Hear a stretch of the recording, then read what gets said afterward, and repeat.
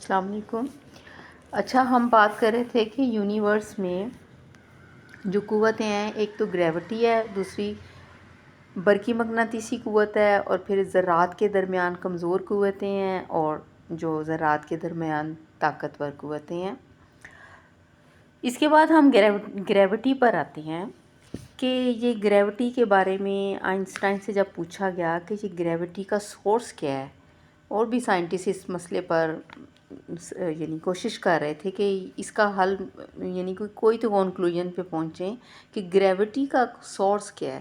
تو جب آئنسٹائن نے کہا کہ اس بارے میں نہیں جانتا کہ اس گریوٹی کی جو قوت کا اس کا ماخذ کیا ہے، اس کا اصل کیا ہے، اجسام کے درمیان اس کا موجود ہونا مجھے بہت ہی عجیب اور پراسرار لگتا ہے۔ اچھا، اب یہ جو تحقیق کے بعد مشکل مرحلہ جو تحقیق کی دنیا میں یہ آتا ہے کہ جب بھی کوئی نئی بات آتی ہے تو اس کو اتنی جلدی قبول نہیں کیا جاتا۔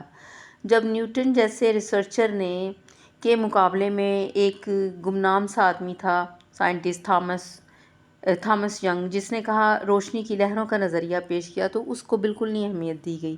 پھر کافی دہائیوں کے بعد جب یہ جو کوانٹم تھیوری آئی ہے کہ روشنی بیک وقت ذرات اور لہر دونوں طرح عمل کرتی ہے، تو اس کو قبول کر لیا گیا۔ اسی طرح ارسطو کا جو گریوٹی کا جو تھا نظریہ، وہ انتہائی اب ہمیں مضحکہ خیز لگتا ہے، جو صدیوں تک لوگوں نے مانا، اور جس کی بنا پر جب گلیلیو نے اس کو رد کیا تو اس کو سزا بھی دی گئی بہت، اور حکمرانوں نے اسے سزا دے دی جب اس نے ارسطو کے نظریے کو غلط کہا۔ تو یہ ہمیشہ سے ہی ہے کہ جو تب تحقیق ہوتی ہے تو نئی تحقیق کو ہم لوگ ریجیکٹ کر دیتے ہیں، جو بھی کوئی نئی تحقیق آتی ہے۔ اچھا، اب یہاں تک تو آپ کو ابھی تک گریوٹی کے سورس کا نہیں پتہ چلا۔ اب ہم پڑھتے ہیں کہ اس سلسلے میں حضرت خواجہ شمس الدین عظیمی گریوٹی کے بارے میں کیا بتا رہے ہیں۔ تو وہ انہوں نے 2022 میں دسمبر میں لکھا، جو میں سلو پڑھوں گی اور اس میں سے کچھ چیزیں تھوڑی سی ایکسپلین کروں گی، اور اس کے بعد ہم یہ ٹاپک ختم کر دیں گے، اس سے زیادہ نہیں سمجھا جائے گا، اس کے بعد نیکسٹ ویڈیو ہوگی۔ یہ میں نے جو ریسرچر ہیں حامد ابراہیم، ان کے میں مضمون میں سے پڑھ رہی ہوں۔ حضرت خواجہ شمس الدین کیا کہہ رہے ہیں اس بارے میں؟ وہ کہہ رہے ہیں کہ آدمی جب چلتا ہے، کچھ دیکھتا ہے یا کوئی بات سنتا ہے تو اسپیس قدموں سے لپٹتی ہے۔ اس کا مطلب یہ ہے کہ جب ہم صبح اٹھتے ہیں تو ظاہر ہم یہاں چلے پھریں گے، دیکھیں گے، یہی کچھ کریں گے تو ارد گرد ہمیں اسپیس ہی نظر آئے گی۔ یہ میں نے چھوٹی سی ایکسپلانیشن دی ہے۔ اگر وہ دیکھ لے کہ میں اسپیس کے لپٹنے کی وجہ سے چل رہا ہوں، سن رہا ہوں، دیکھ رہا ہوں، تو اسپیس کے اوجھل اور ظاہر ہونے کے قانون سے واقف ہو سکتا ہے۔ اب یہ ذرا مشکل جملہ ہے، پھر میں دوبارہ دہراتی ہوں۔ اگر انسان دیکھ لے کہ میں اسپیس کے لپٹنے کی وجہ سے چل رہا ہوں، سن رہا ہوں، دیکھ رہا ہوں، تو اسپیس کے اوجھل اور ظاہر ہونے کے قانون سے واقف ہو سکتا ہے۔ کائنات اور ہمارے درمیان فاصلہ نہیں ہے۔ اب یہ جو بات ہے بہت بڑی بات ہے، کائنات اور ہمارے درمیان فاصلہ نہیں ہے۔ اب آپ کہیں گے یہ کیا بات کر دی ہے؟ اس سے پہلے ہم اسپیس کی تعریف پہ جاتے ہیں، ٹھیک ہے؟ اسپیس جو ہے نا، اسپیس جو ہمارا لکیر کا فقیر شعور ہے نا، جو ہمارا آباء و اجداد کا شعور ہے، جس کی ہم بھی خود کاربن کے کاپی ہیں، وہ محدود شعور میں ہر طرف فاصلہ دیکھتا ہے، مادیت دیکھتا ہے، مادی چیزیں، اور فاصلہ، دوری، اور اسے ہر چیز ڈویژن میں نظر آتی ہے، ڈویژن میں وقت لمحوں میں نظر آتا ہے، اسپیس ہر چیز کتنی دور پڑی ہے، فاصلے میں، سب کچھ فاصلے سے دیکھتا ہے۔ تو یہ تو ہماری طرز فکر ہے جو ہمارے آباء و اجداد کے یا لکیر کے فقیر شعور کی کاربن کاپی ہے۔ اس کے مقابلے میں اگر ہم کشش ثقل سمیت کائنات میں جتنے مظاہر ہیں، اگر ہم کہیں کہ اس کی خارجی حیثیت نہیں ہے، داخلی حیثیت ہے، اور ہم ان کو داخلی کیفیت کے مطابق سنتے، دیکھتے اور محسوس کرتے ہیں، یعنی ذہن کے مطابق عمل کرتے ہیں، تو پھر ہمیں اس بات کی سمجھ آئے گی۔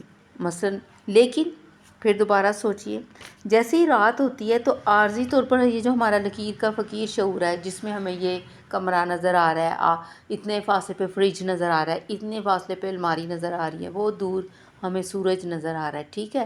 تو وہ جو جیسے ہی رات ہوتی ہے تو وہ لکیر کا فقیر جو ہمارا شعور ہے وہ تو ہمیں ترک کرنا پڑتا ہے نا یکدم سے جب نیند آ جاتی ہے. تو پھر کیا ہوتا ہے کہ میلوں میل کا فاصلہ اور دہائیاں پلک جھپکتے گزر جاتی ہیں. اس کی سمجھ نہیں آئی.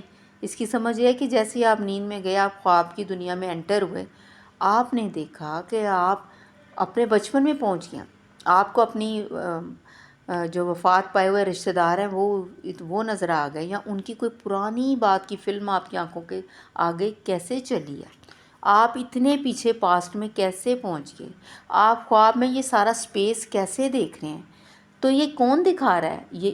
یہ وہ دکھا رہا ہے کہ وہ جو دن کا لکیر کا فقیر آپ کا جو شعور تھا نا، وہ اس وقت ترک ہو چکا ہے. آپ اس وقت رات کے شعور میں ہیں، اور اس شعور میں سپیس پھر بھی نظر آ رہی ہے. یہ بھی تو دیکھیں کیسے نظر آ رہی ہے، آنکھیں تو ہماری بند ہیں.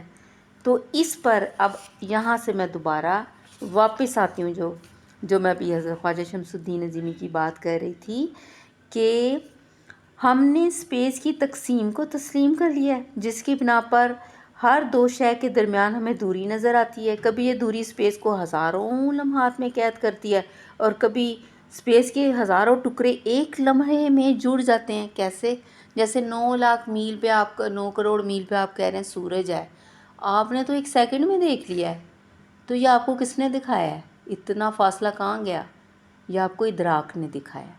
اس کا مطلب یہ ہوا کہ جو چیز بھی ہے وہ ادراک ہے. یہ ادراک ہی آپ کو سپیس اور ٹائم میں الجھائے گا. سپیس اور ٹائم کیا ہے؟ اس کی گتھی سلجھے گی ادراک کی حس سے. ادراک کیا ہے؟ اب یہ میں آپ کو حواس کی طرف لے آئی ہوں. فزکس سے اب ہم سینسز کی طرف آ گئے، حواس کی طرف آ گئے. اور یہ حواس کی طرف آئے ہیں تو اللہ تعالیٰ نے کیا کہا ہے کہ ہم نے انسان کو مٹی سے پیدا کر دیا اور اس کو سنتا دیکھتا کر دیا. اس کو نا وہ ناقابل تذکرہ شے تھا، اور ہم نے اس کو سماعت اور بصارت عطا کر دی. تو اب ہم سینسز کی طرف مڑ گئے ہیں. جو میں نے آپ کے ساتھ پچھلی باتیں جو بات کی ہے، آپ اس کو 2-3 بار سنیں. اس کی آگے کی جو بات ہوگی ادراک کی، وہ پھر نیکسٹ ویڈیو میں ہوگی.